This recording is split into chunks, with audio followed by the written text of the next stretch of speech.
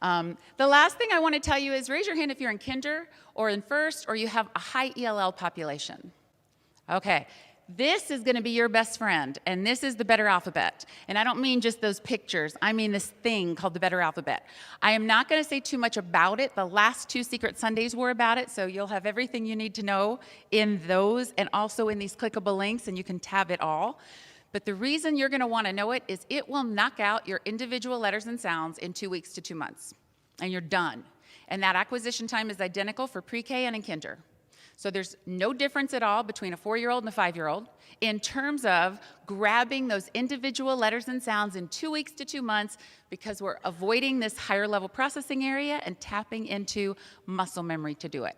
The higher level processing area is where you have a lot of those pitfalls, especially if a little guy wants to just lick the carpet and play with his shoe because he's 5 and he's not interested in what G says or that T is the same sound that's in the word Tom. That's all relative to someone who knows what Tom looks like and how you spell Tom and who Tom is. So those kinds of conversations can take a long year to teach if you're trying to break your way through the front door.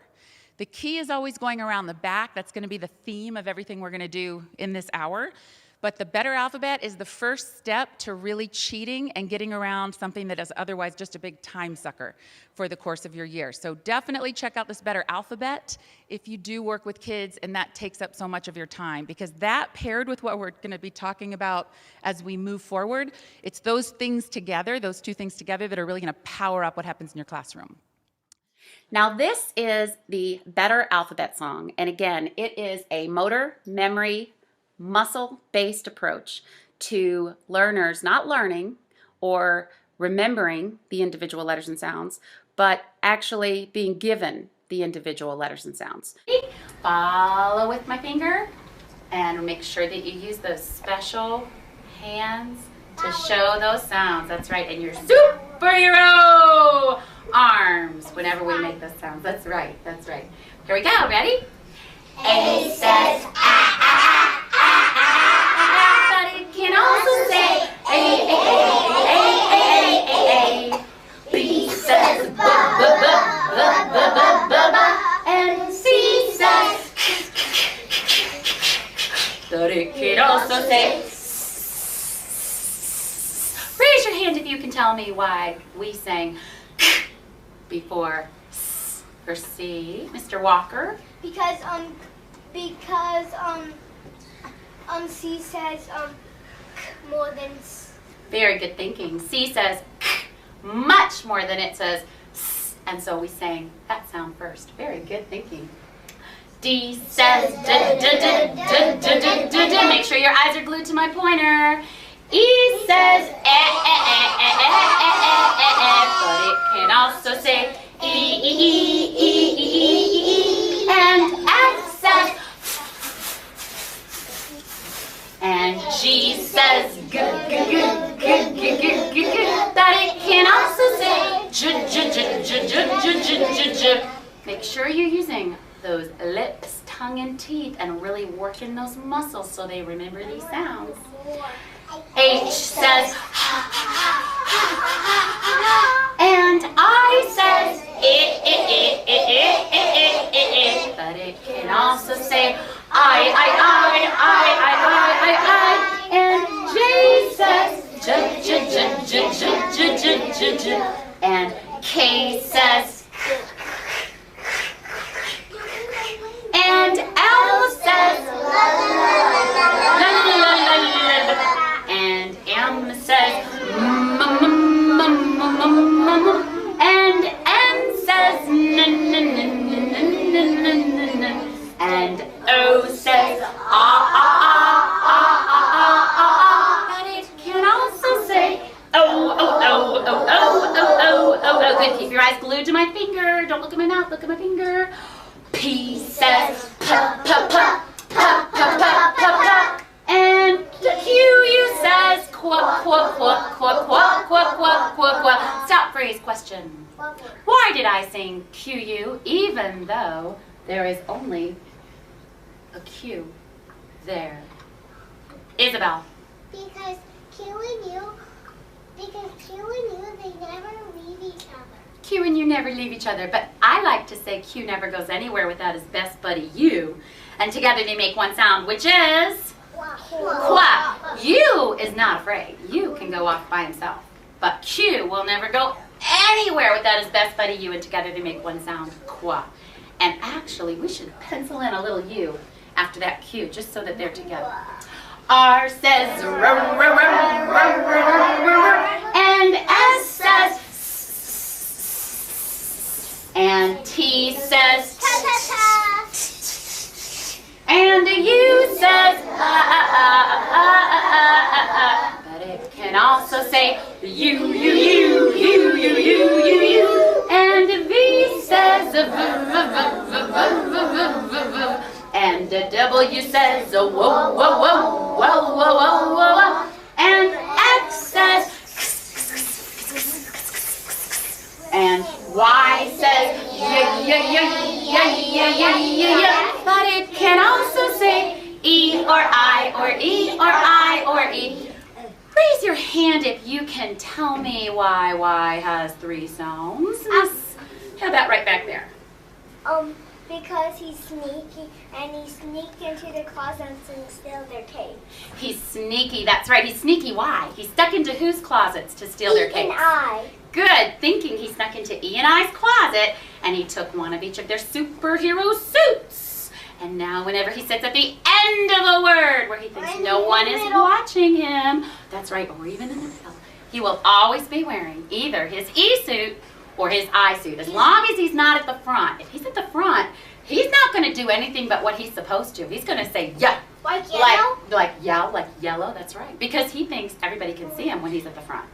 Just like you are always going to do the right thing at the beginning of the line, right? Because you're the line leader, everybody can see you. Very good, and always look at the picture. If you're not sure, you can check out that picture to remember what sounds he can make. Okay, we're almost done. Z says z, z, z, z, z, z, z, z. So now I know my letter sounds, and so my song is done. Excellent thinking. Well, hopefully that gave you a pretty good idea of what the Better Alphabet song sounds like. And really trust me when I tell you that song's got bang for its buck. In that first 2 weeks, you will see the most tremendous difference with regard to what your class can do and how much they have under their belt to bring to the table to more fully partake in the activities that you're doing with literacy, whether it be reading, whether it be writing. If you're pairing that with a simultaneously ongoing sharing of secrets as they come up throughout the instructional day, then you're really double timing it. And the whole philosophy here is that there is no right order to teach any letter or sound skill. T is equally important to TH, no more, no less. So really, there's no purpose or point in having to follow some linear pathway in terms of who gets what when, whether it be by grade level or even by reading ability. Giving everybody everything on a buffet type style allows no learner to be overwhelmed and no learner to be underwhelmed. Everyone can pick up and take what they're ready for at their own pace, but it's all out there and available and ready for the taking. Now, to back up, the 2 things you want to keep in mind when you're singing this Better Alphabet song are muscle mouth and eye glue. Muscle mouth because this is a motor memory track that you are using to put the information in.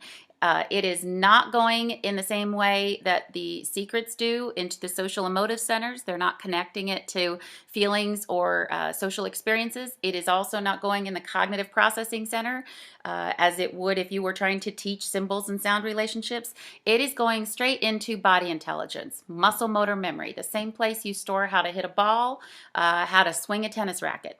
In order to utilize muscle memory effectively, you have to have fluid motion all the way through to follow through, which means you are really, really going to over-articulate your lips, tongue, and teeth. And that's the key when you're doing the Better Alphabet song. So I like to give, just to kind of speed that along, I like to give the kids a motor mouth, I'm sorry, no, not a motor mouth award, a muscle mouth award. God forbid you gave a motor mouth award. No, a muscle mouth award. And sometimes I'll do it boys against girls. It doesn't always have to be, individualized. So I might say, okay, let's see who's got the best muscle mouths. The boys or the girls, ready, go. Now, that means they're going to really work their lips, tongue, and teeth while they're singing this song. So that's where you get that A says ah, ah, ah, ah, ah, ah, ah, ah, but it can also say a, a, a, a, a, a, a, a, a. It's just really, really working the lips, tongue, and teeth. I will even tell them that your lips, tongue, and teeth are going to get really strong and have muscles. And if you're just kind of hanging back and singing like you're not really there, then your muscle mouth is going to be scrawny while everybody else's is giant and strong. And that usually will pull some of the ones that have a tendency to hang back more into the mix. Now, the eye glue is important because if you have a class where discipline sometimes is a challenge, which in any early grade class or class where you have more at-risk learners, it sometimes is the case. You need to make sure that their eyes are glued to your finger so that when your finger is pointing to a particular letter, that the kids understand that what you see is what you sing. So they can't be fascinated by the movements of your mouth, which they will tend to be because you're over-articulating. You have to explain to them when you're singing, C says, if you're not looking at the C while you're singing the C, if you're looking at my face, that's going to be a problem when you see the word at, because my face won't be there next to the A and the T. This will be. So you have to see what you sing. You have to see it when you sing it if you want your muscles to keep it. So eye glue award just means that if they start straying and looking at the floor, playing with their shoes or, doing whatever they can do, you just give a quick reminder like, oh my gosh, the girls are going to lose because I see 3 girls that lost their eye glue. L says la la la la la la la. So that you're just taking some little quick departures as needed to bring them back into the mix. And it is something they are capable of doing. Granted, it is a long alphabet and they like to decompress with some shoe playing time, every 30 seconds or so in an early grade classroom. They have to leave those shoes alone and just focus on you for that minimal amount of time. And I find that the eye glue and the muscle mouth awards work beautifully. And my award is they just get to line up first. Boys Against Girls does it really well. Plasticity. There are lots of ways to cheat the brain. The 2 pieces that are key when you're going to use muscle memory as your access route for capturing these letters and sounds are going to be eye glue and muscle mouth, at least for our purposes. Muscle mouth, for obvious reasons, we're using motor memory. If we're going to use muscle memory, lips, tongue, and teeth, which is the way that kids can capture all the songs we sing for every other purpose at the early grades, then kids obviously need to really, really engage those muscles in order to let that be the retrieval force. If we're going to rely on those areas, those connections to capture those sounds, and kids really need to work their lips, tongue, and teeth.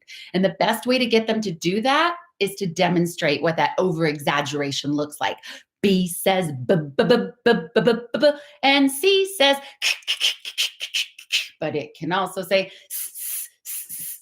Now, you'll notice that I'm pointing to nothing. But if I were in my classroom, I would be pointing to both the capital and lowercase together simultaneously that's on your alphabet train.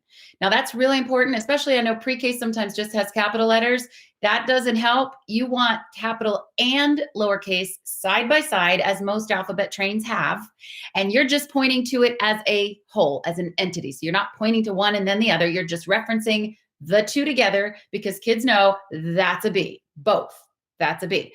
But what's really, really, really, really, really key is that their eyes are glued to your finger because they have to see what they sing and sing what they see. Half the battle with reading is seeing the symbol, knowing the sound. And when you see the sound and you know the symbol, actually I said that backward. Reading is see the symbol, know the sound. Writing is hear the sound, know that symbol. So in order to really cement the symbol sound relationship, kids can't be floating all over the floor and kicking their neighbor, because what will happen is they will sing this song and they will know every single sound a letter can make, but they won't have a clue what any of those letters look like, which means you'll get 0 transfer for reading and writing. And of course, there's no reason we're doing any of this other than use it for reading, use it for writing. Now, of course, we need secrets to power these up because a T is no more important than a TH. But you want to make sure you get the brain bang for your buck. And so singing this requires eye glue and muscle mouth. There's a clip of a pre-K class showing how easy this can be and how fast it can work, even with kids that are only about this tall.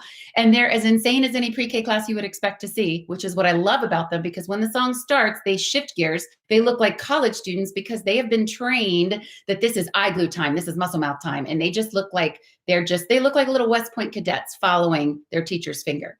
Now, having said that, They do one thing that I want you to keep in mind when you're watching, because it's kind of a no-no, but they're pre-K and I don't know them. I've never been to their class, so I'm just impressed with what they've done. But they do go a little crazy with the sound. So there is a shadow schwa sound. You'll hear a slight shadow schwa even in the better alphabet for reasons that are actually intentional. And there's a notation in the book about why, but they kind of take it and run wild with it. So you hear a big sound after some of those consonants.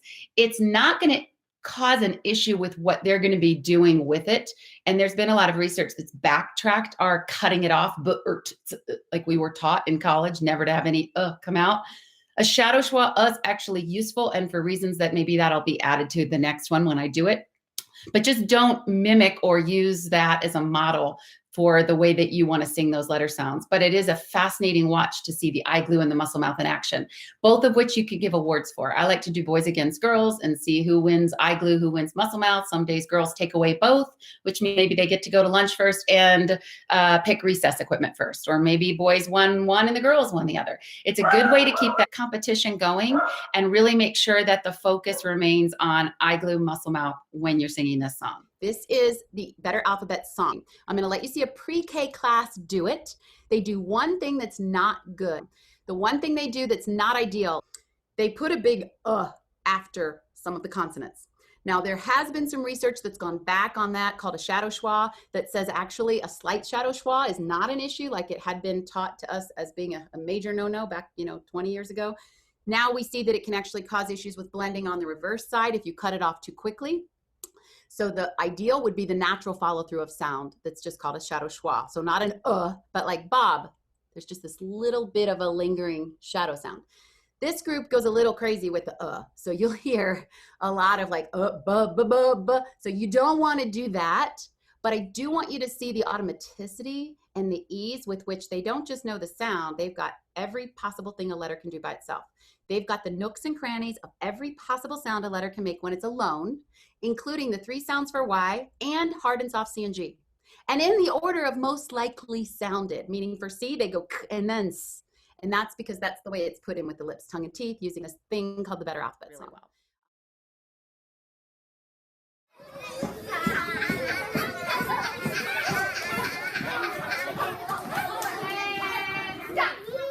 Very good. A says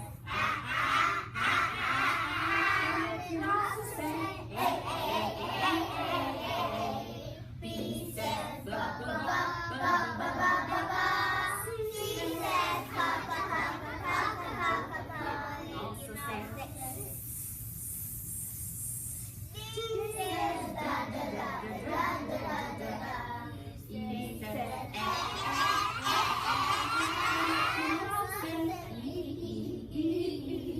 louder. F says fa fa fa fa fa fa fa fa. G says ga ga ga ga ga ga ga ga. And also says ja ja ja ja ja ja ja. H says I says